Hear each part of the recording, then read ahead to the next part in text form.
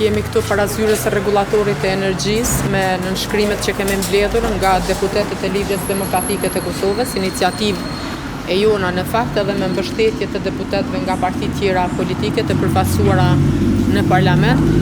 Kemi një kërkesë të cilën tashmë e dorëzuam në zyrën e rregullatorit të energjisë, e cila ka të bëjë me anulimin e dy vendimeve. E para që rreth 1300 biznese të dalin në tregun e hapur nga data 1 qershor, dhe e dyta anulimin e vendimit për ngritjen e tarifave 16.1%. Ishim takim bashkë me zotin Azemi, biseduam për gati një orë me përfaqësues të bordit të zyrës së rregullatorit të energjisë. Në takim ishte zoti Fejzullahu. Biseduam gjërë gjatë. Në fakt mund të them që kishte plot arsyetime.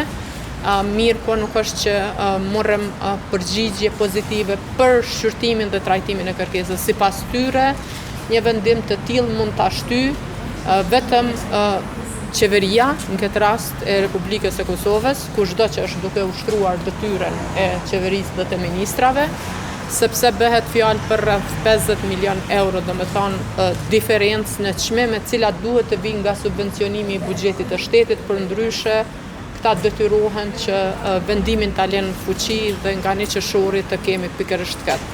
Ne i pyetëm se çfarë do të ndodhë me këto 1300 biznese, prej cilave asnjëra nuk ka deri me tani kontratë me ndonjë furnizues, dhe ata në fakt nuk kanë përgjigje. Domethënë, sipas ligjeve në fuqi është KEKU, Korporata Energjetike e Kosovës, e cila duhet me i furnizu këto biznese për rreth 2 muaj, mirë po do t'i furnizojë me çmimet e tregut. Çka ne kupton që sipas tyre, nëse qeveria nuk ndërhyn me ndonjë subvencionim, prej datës 1 qershor, të gjitha këto biznese që janë rreth 1300 soshe, 200 prej tyre janë biznese prodhuese, do e kanë çmimin e energjisë elektrike shumë më të shtrenjtë.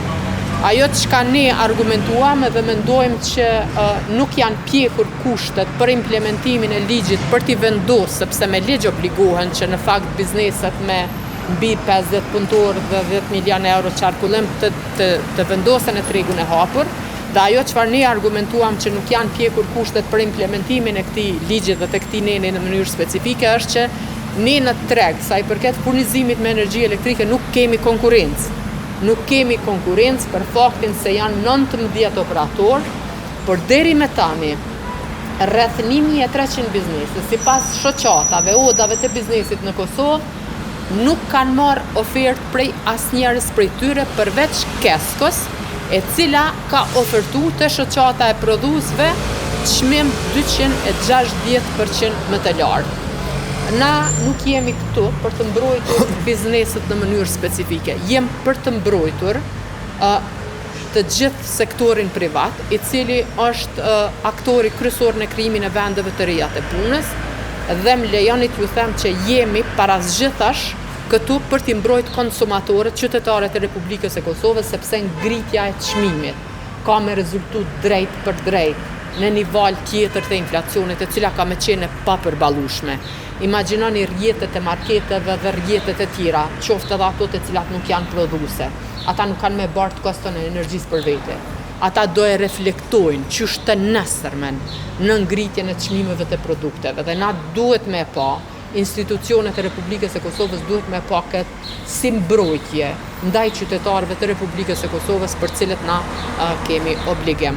Gjatë javës mbet që të ftojmë shoqatat e biznesit dhe gjithashtu do ju bëjmë ftesë prapë zyrës së rregullatorit të energjisë. Po e them edhe një herë, sipas tyre, i vetmi shpëtim është në qoftë se qeveria do të ndajë mjete për subvencionim të kësaj diferencë.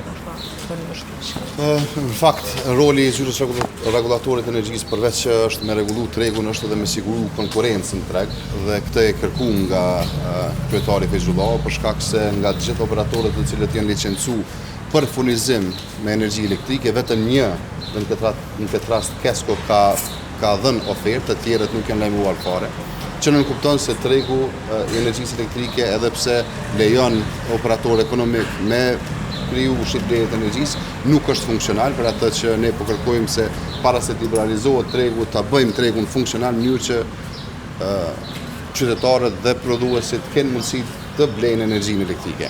ndërsa një gjë tjetër e cila u potencuar, sepse kjo kërkon një dialog, një diskutim të brendshëm me qeverinë e Kosovës për ta kaluar këtë pengesë me një subvencionim rreth 50 milion euro.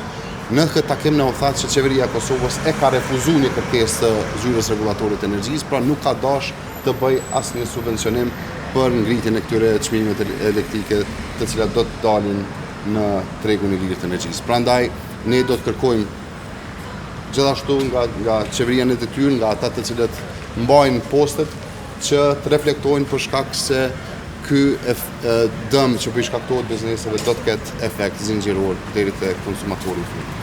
Pra, sipas juve në takimin që keni pas, ata janë të gatshëm për zgjidhje, vetë se qeveria në detyrë nuk është e gatshme. Po praktikisht kërkohet që kjo diferencë të subvencionohet. Dhe këtë subvencionim mund ta bëjë vetëm qeveria e Kosovës dhe ka disa kanale se si mund ta bëjë atë.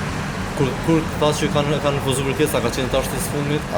Si duket para vendimit nuk na dhanë një datë, por na thanë që ne kemi kërkuar nga qeveria që ta bëj subvencionimin e kësaj diference dhe është refuzuar si kërkesë e zyrës rregullatorit të energjisë.